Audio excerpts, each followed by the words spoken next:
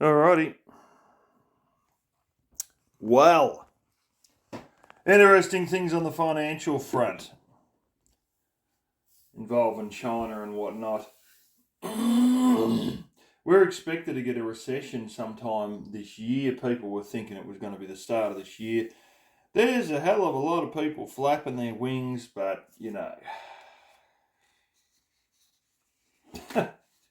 I've seen a YouTuber, who's actually works a day job as a stock analyst. And the guy was talking about the correlation between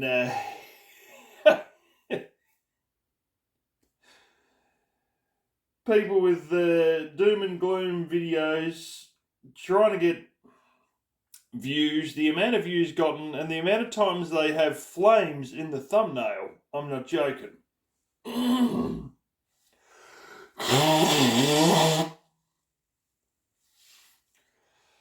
Yeah.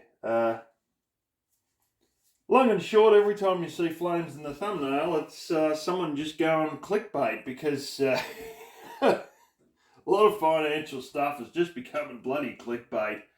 China's all going to end in 30 days, and I mean, that was friggin' 3 months ago. The fact is, they're running a bit of a Ponzi scheme on it all, and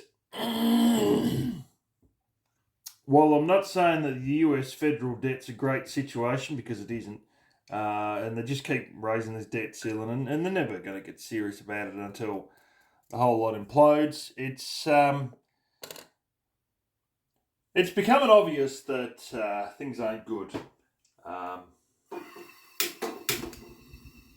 And, it was expected, and it's still highly likely, that there's a recession coming in. In fact, it's inevitable, because if you don't want to be paying $50 for a loaf of bread in 5 years, we're just going to have a recession. So it's coming. It's coming. It's just not coming quite as quickly as expected. They're predicting now that it's going to be in the second half of the year, not the first half of this year. The fact is, I've been talking to different people and whatnot, and I'm just talking, your average boomer and stuff like that. And the reality of the situation is, not to be an arsehole, but I talk to some boomers and whatnot, and their knowledge on finances, and I mean, this goes for guys my age who are married and all, their knowledge on finances is absolutely friggin' pitiful. Oh, you feel like you're talking to an 8-year-old. They will sit there and they will say that, oh, well, this government's getting in, says they're going to drop the interest rate, but they're not serious because that's the party I don't like, and friggin' yada yada yada. And I say to them, look, it's actually necessary to stop this inflation. We're going to have one. But see, politicians don't like telling any hard truths. And you're trying to talk to somebody who thinks that it should always be nice economic sailing. And, if it isn't, then we'll blame a politician. The fact is that when few people work for 2 years straight, not few people, but there's a massive cut in the economy for 2 years straight, and you try to keep everyone afloat regardless, using printed money, it's coming to bite you. And because there's bad news, and politicians don't want to be the ones telling everybody there's bad news, they just say, oh, well, we're going to keep it down. And everybody's like, oh, that's all right, it's all happy. Because they really just couldn't be fucked to sit there talking to people with the economic understanding of a fucking 8-year-old that we have to have this recession. Otherwise, you're going to be paying $50 for a loaf of bread. Because they won't believe that you ever have to pay that for a loaf of bread. Trust me, we had a politician here in the early 90s say it's the recession we had to have. I have spent the last friggin' 30 years hearing from me father that nobody explained to me why we needed to have this recession. And the simple fact of the matter is that he doesn't have the economic understanding. You know, honestly, we're talking about somebody here who bought government bonds and was certain they bought shares and continues to tell me they were shares even though every aspect of it was bonds, and then they sold them for less money than they initially bought them for 6 months before the payout date. And they said, well, at least we didn't lose too much. And it's like, fuck me, you should have got almost the same amount you paid, you know, that you were going to get at full payout. And they lost money on what they had at the original onset. It's like, wow. Still trying to stand there telling me that, you know, the government, it was shares with the government. And I'm saying that's not the way it works in a capitalist society. Government's meant to keep their nose out of business in terms of, unless it's something like the General Motors bailout or something like that. Which in Australia, trust me, they'd probably just about let them fold anyway. It's fold or a loan, and that's that's sort of the way, and it's a lot of bullshit to get a bailout loan. So anyway, one's coming regardless. It just seems it's going to be a little bit further off than anticipated. I'll just wash my hands for a second here. And it may well be that people have got more money than the government suspects. And it may also well be that they're trying to go slower. Because a short, sharp one's the best one to play it out, but maybe it doesn't look very good when you're a politician. Maybe it's better to sort of be a bit gentler than a bit harsher, but all the same, these interest rates seem to be moving fairly fast, and it's incredible really how bad the inflation is. In countries that traditionally only have about 2% inflation, England's up to 10, I think we're up to 7.5, America's up to officially 8. And you got to realise that a lot of these numbers are also bullshit. You can go grocery shopping and you see that. Thankfully, in my country, eggs are still around $2.80 a dozen US. So eggs are still cheap here. But we don't have a feed crisis, and we also don't have some idiot like Jacinda Ardern who decided that they need to never be battery hen. We've still got battery hens here. Once you understand the way it works with barn raised versus battery hens and all this sort of stuff, you got to start using a lot of propane to heat things when they're barn raised. Battery hen systems, there's never any heating. They heat themselves. In fact, there's only ever cooling, which is really just electric fans on one end and a evaporative cooler using a decent sized water pump and, believe it or not, cardboard panels on the other end. And so we really, you just don't need a heat, at least in this country, you don't need a heat battery hens. But anyway, that's something that somehow we've avoided. On the old China front, things ain't looking good at all. In fact, they just keep getting worse.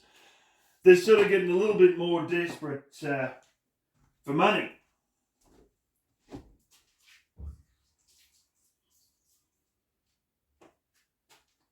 Long and short of it is there's been some sort of a bit of a demographic shift, and that's probably going to only continue because they've just sort of gone full throttle on what's his name, on COVID. They've gone ahead and decided, ooh, too many beans. They've gone ahead and decided to just let it rip. No gradual, slow opening. It's just open the floodgates, let it rip, just like those beans there. And she ain't going good. A lot of old people are flaking out and that. They've got a living arrangement which is a bit more like the Italians, where, and even more so with Chinese, where the older generation lives with the family. It's very common for both husband and wife to go and work, but you have your grandparents live with you and they look after the kids. And your kids are essentially raised by the grandparents, or at least one set of grandparents. And this is sort of the way is over there, which means it's a lot like Italy, where the grandparents live in a same house or whatever, or they live on the top floor and you live on the bottom floor. And COVID's going to affect them. It's been known pre-COVID that their retirement age is fairly early over there. You know, the Greek financial crisis was sort of back around 2008, 9, 10. People retire there at 53. And I think in China it's something like 55 or 57 or something like this. They've got a fairly early retirement age in China too. Trouble is, due to all this one-child policy and all that, this is even pre-COVID, they're predicting that there was going to be something like 7 or 8 workers for every... 7 or 8 retirees for every one worker. I'm bloody not joking. How the hell do you float that financially? If you've got a system which they do where the current incoming taxpayers are paying for the existing pensioners, it's not like it's in some 401k or some giant pension thing, where it's all financialised like America. It's a bit more like Australia, where your current taxpayers are paying the pensioner's income. There's a bit of a problem that occurs financially when so few people are trying to financially support so many others. Regardless of that, there's been a bit of a strange shift in the people who have made money in China. You know, it used to be India had 800 million and China had 1.2 billion. It now looks fairly soon as though India's population will overtake China. The theory is that a lot of people, and I don't know if this is all of it, and I'm sure there's more to the story, that a lot of the wealthy people in China have left China. In fact, even people who ain't that wealthy might only be worth $2-3 million. They left China as well. Some of these people have gone to Bangladesh. A lot of the people involved in the underwear industry have gone to Bangladesh. And they're working over there as managers. Regardless, they're no longer in China. And there's quite a lot who have got money, who, under a communist system that's starting to have financial problems, you don't really want to be hanging around when you've got, a net worth of north of $15 million, do you? Because you know what's going to happen. It's going to be some sort of a bail-in or something like that. So they get out of the country which will randomly jail you and, not even tell your family that you're jailed for months on end. And they'll take their money with them as they go. And they are saying that essentially there's a lot of people who have just left China. And that's what's the real demographic change, is Chinese who have got money getting out of China. But anyway, India's getting set to overtake them. In terms of population, it's also not helping that there's so many things which, all this other financial issues they've got sort of thing, coupled with them crippling their own economy, because there's they'll close down a whole city, and stuff like this, and ultimately it's affected their economy because their stuff wasn't getting through, so people are just giving up and going to Vietnam or India. In a lot of cases, they no longer have trust that the Chinese will get them the stuff they want when they want it, and that's a bit of a big blowback that's occurred. there's another little one that's happening as well. And that is, you know, the Belt and Road Initiative where they're building all this shit overseas and they're charging these big rates. I remember when they'd done this early days, my uncle was still alive. And I remember saying to him, what's the chance all these projects they're building are all shit? I said everything else they build is bloody bullshit quality. What's the chance all these stadiums and highways and freeway they're building's all bullshit quality as well? Oh, no, the Chinese are good. You know, they'll build it properly when they're building overseas and this and that, and they'll get a decent one. You know, they don't stuff around when it comes to building infrastructure, blah, blah, blah, blah. Well, it appears just like all these buildings that snap off at bloody ground level, at foundation level, in high winds in China because of the shit steel, well, guess what? All these overseas projects, they've got to know bloody different. They've had a lot of countries that are in Africa. And they've pushed a lot of them. Of course, a lot of you know about Sri Lanka. Well, it doesn't sort of end with Sri Lanka, who've got a giant port that they're not using, that they can't afford to pay for. In fact, a lot of these places, it's almost intentional that they bankrupt them, because written in there is little things that say they can take that infrastructure back. If you can't pay, they will completely take it back in full.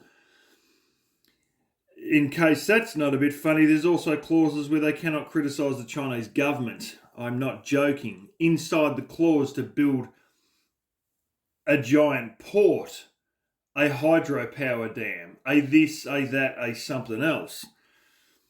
Pakistan, they built a hydro dam for Pakistan, and there's part of it where it's all behind a mountain, and the water runs through a pipe before it hits all the turbines, and like all the power station assembly and turbines are on one side of the mountain, and the dam is sort of supported by the mountain itself, and they've got this giant pipe between the two, and they've discovered that this giant pipe that's right underneath this mountain is actually starting to break up, crack to bits, with concrete that's going to let loose and destroy the bloody turbines. Yeah, brilliant, isn't it? For a country who's got severe power issues like Pakistan, where the power's always going on and off because of too many people hooked in and the lack of generation versus demand, that's not great. But it sort of continues on, and you just got one after the other. You got places like Zambia, you got places like Uganda, and a lot of these tend to be hydro dams, and the walls of these dams are just cracking because it's shit quality Chinese steel that's in the Rio bars. And if you've seen some of these videos, they crack this shit like candy canes. It's such brittle stuff. It's just pig iron level stuff, you know. It's incredibly bad. And yeah, Zambia's affected by that. Uganda's affected by that. And I knew they had a lot of stuff in parts of Asia. They're mucking around building some big bloody thing in Tonga, I believe. Samoans have got a bit weary of them, but I think they're trying it with everyone they can. They now got the clause into the Solomon Islands, and everybody sort of jumped up and down and said, well, what's the Australian CIA equivalent? What the bloody hell are they doing? If the Chinese have got a big deal set up with them where they're supplying them with all this bloody police equipment and gear and this and that, in exchange for all this stuff, and they're training their police over there even. And they said this just sort of crept up on us, and they said, well, what the bloody hell is our intelligence services doing if they don't know this shit that's happening, a half hour's flight out of the country? Like, what the friggin' hell? The Solomon Islands is part of the British Empire, It wasn't our colony, it was directly administered by Britain, but we've had involvement there in the early 2000s in stopping what was about to become a civil war. We had friggin' Black Hawk helicopters and shit going everywhere, and, Every reservist got a good shot at going out to a near combat zone for real, because we used mostly almost all reservists for that service, for that event rather. Um, but the Chinese are in there pissing around as well. And I thought, well, that's that. You got Africa and you got Asia. Well, it doesn't end there. They're in blasted South America. There's a dam in Ecuador. And if you stand at the dam and you look backwards, a couple of miles back, there's a friggin' volcano. A few miles back, and they decided this is a good idea to build a bloody dam right near this volcano, probably 2 miles away. Never mind eruptions causing the damn wall to crack and all that. Ultimately, once again, shit Chinese steel. I don't know who's counting, but I bet you it's an estimate because nobody's got the balls to count. There's estimated, or apparently, 17,000 cracks in this damn wall. The reason? More brittle Chinese steel. Brittle Rio bars. Great. Right up against the back of a bloody volcano. What could go wrong there? Nothing at all. This is the trouble, A lot of these poor South American countries, bang, we'll build them a project, dump them in it. So at the end of the day, even if their intention was, like a lot of people who are very wary of China say, that they deliberately set these loans high, and they are bloody high. Most of these people, it's a 15% interest rate for most of them, maybe 17% for some countries. It's really severe. And so if the idea was that, they sort of first put a gag on them against saying anything bad about the Chinese, and secondarily, if they didn't pay back the loan, then they could keep the infrastructure.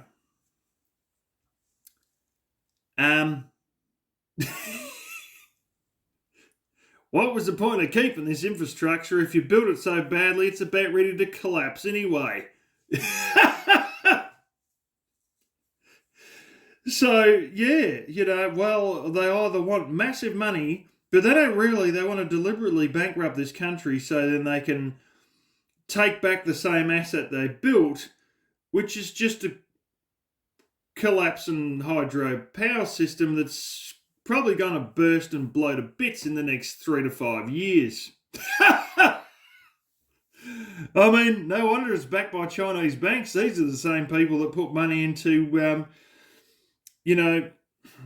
25-story apartment buildings that'll snap off at ground level when the wind blows too hard because the foundations are made out of shit metal. Or some of the more brilliant ones I've seen, and this is what I literally have seen a video of, is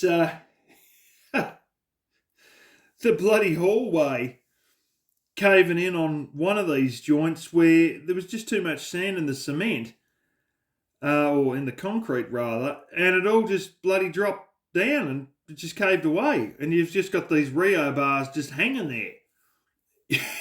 And all the bloody concretes just fell away because there just wasn't enough stone in it, not enough cement either.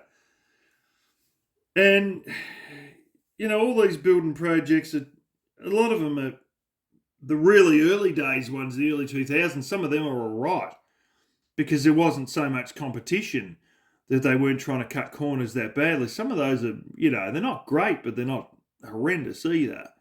And there's people living in them right now, But some of these other ones, the more recent ones, they're absolute dog shit, Just atrocious. And that's the thing. You can cut corners for a certain amount of time until, things just start falling to bits.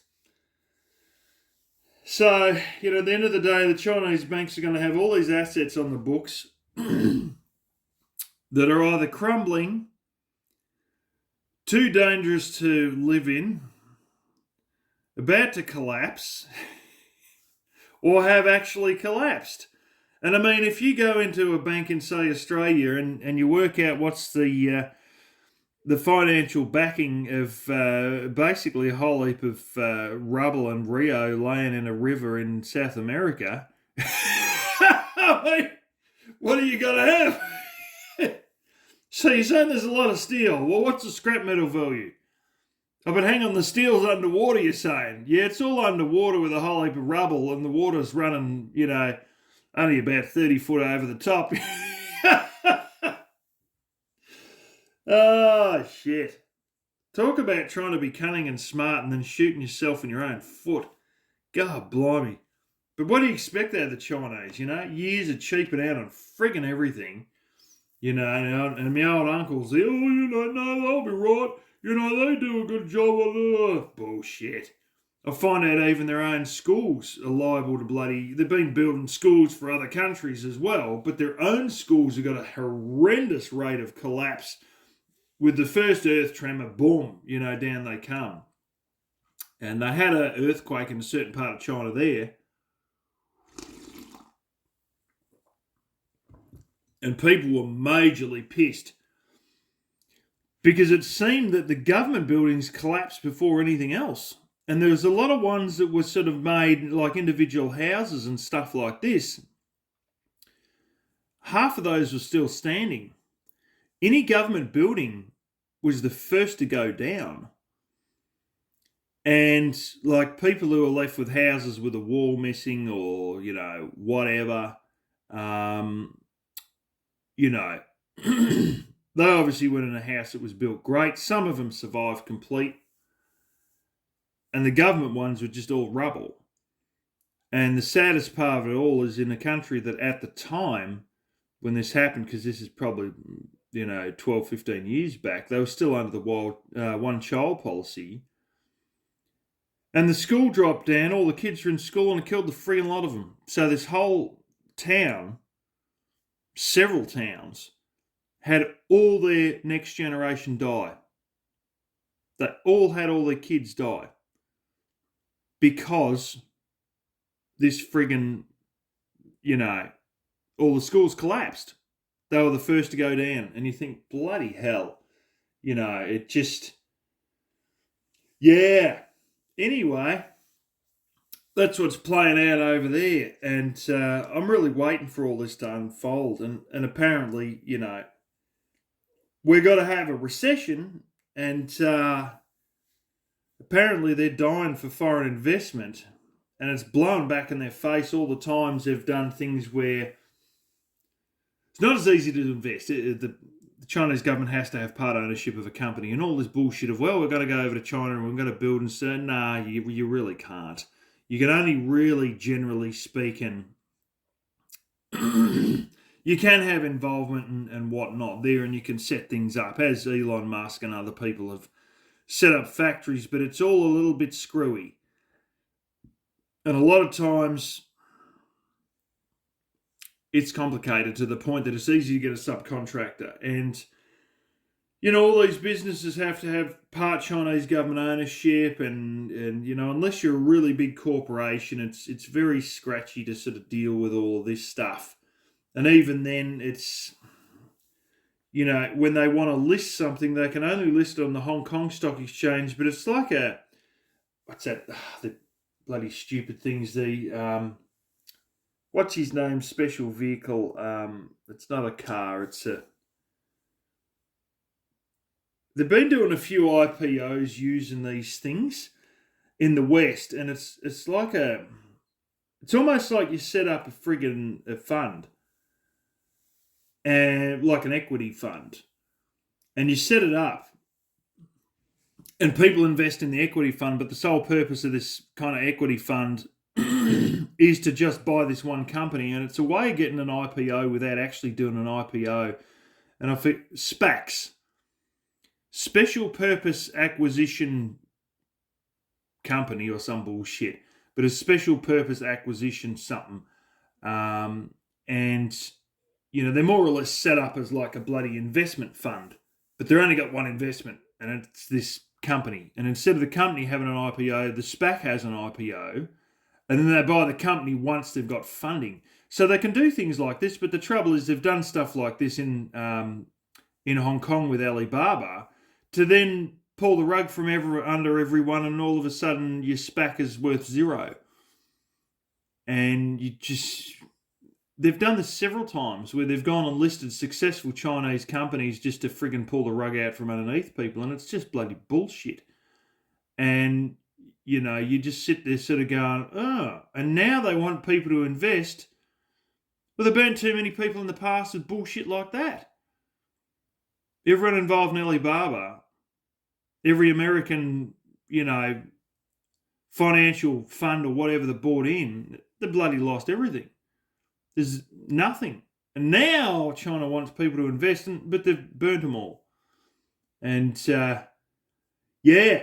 I think we're all sitting here watching aspects of a recession come down. And if you don't believe it, Japan is currently going through a bit of a currency valuation crisis. They're having a currency crisis right now in Japan. Things are going bad. They're losing a lot of value in their currency. And all you got to do is look at the crypto world, all these, crypto exchanges and the tokens of crypto exchanges are collapsing along with the exchange itself. They're going down like flies. This is the crest of the wave breaking. You haven't been hit by the main wave barreling yet, but these are signs that the system is cracking. Currency crisis in Japan. A recession that we need to have to stall inflation. And the entire crypto world falling to bits. At the same time that big tech is firing everybody. That's 4 things. Inflation with a recession that we need to stall this inflation. Japan's currency crisis. Everyone in the bloody tech world doing mass firings. And the biggest one of all, which is, at least in terms of the visibility of not living in Japan, being this younger generation who's, understands a bit of the financial world, the one that looks the biggest is the crypto collapse. But all of this is just a precursor to the big kicker, which is going to be probably a worldwide recession of different forms in a lot of countries, just due to printing too much money during COVID. Then followed by the really big kicker, which will be basically the financial collapse of China. And I'm not saying it's going to completely hit the ground, because nothing really completely hits the ground. It just goes back to a more realistic, it actually goes below a realistic level, and then after a few months it'll come back up to a realistic level. But how much is all these bunch of faulty buildings worth? Never mind the 1.6 trillion in the high-speed rail that barely anybody's using. This always happens. To sit there and point the finger at China is a bit stupid, because, there was a lot of rail built in America back in the day, a lot of which then went bankrupt and just become disused. Things were overbuilt in a hype, and then they pulled back. This is the story of the history of rail in the United States. This is the story, I think, the same in England to a degree. A lot of it became government owned eventually, but early days when it was all being built privately, a lot of those also spent a ton of money on rail to nowhere. And, the people lost money. Same thing with almost every building boom. They overinvest, and the trouble is with China has to overflog the shit out of everything. If you ever see pigs on a truck in China, they'll overload the shit out of the truck. They always and continuously overload the shit out of everything. And they've done the same with the financial system, where they're absolutely ballistically over-leveraged. There's a case of overbuilding when you got a limited supply of gold-backed currency, which was the case in the way of, the building the American rail system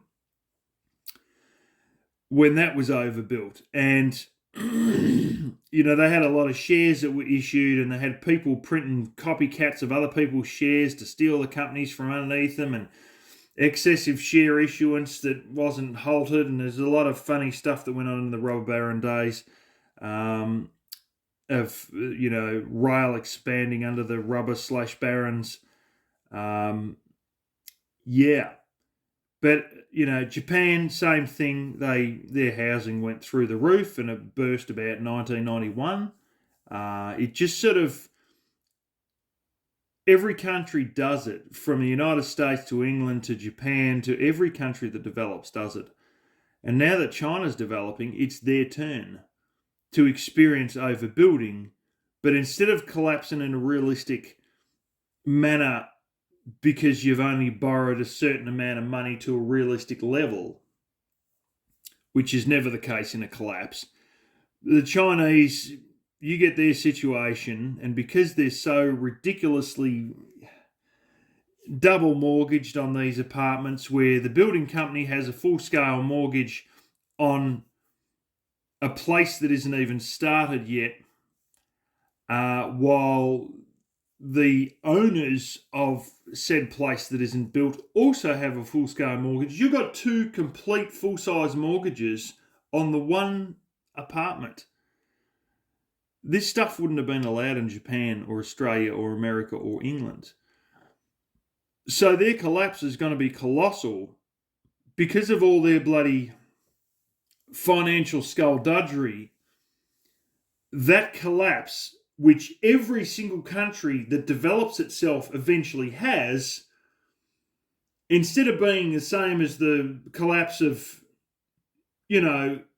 excess rail building in America in the 1800s, or overvalued apartments in Japan in the 1990s, which are still perfectly good apartments still standing up. This is going to be even worse because it's leveraged 3 to 5 times worse. You heard that right, yeah. Well, at least 3 times worse.